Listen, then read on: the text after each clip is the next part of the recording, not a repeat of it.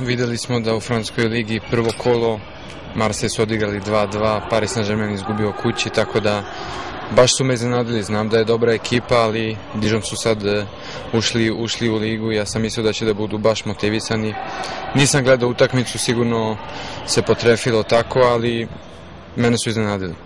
Pa ja dugo nisam igrao protiv njih, zadnjih 2 godine, ranije sam igrao. Oni su uvek bili, imali su taj kvalitet, tvrda ekipa, u veznom redu su svi zajedno, drže se, brza ekipa. Ne igraju neki sad lep fudbal za oko, ali dosta efikasan, tako da bit će sigurno mnogo teško, ali mi imamo svoje kvalitete i nadam se da ćemo uspeti da napravimo dobar rezultat.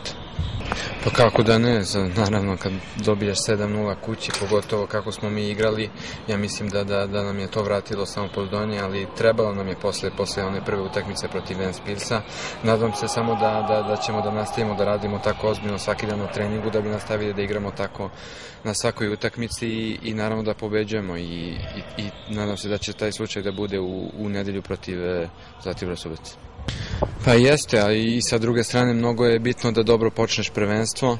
Naravno ako počneš sa jednom pobedom odmah sve je lakše i pošto posle 4-5 dana igramo protiv Rena, isto za samopouzdanje, tako da nadam se iskreno da ćemo dobro igrati i pobediti u Subotici.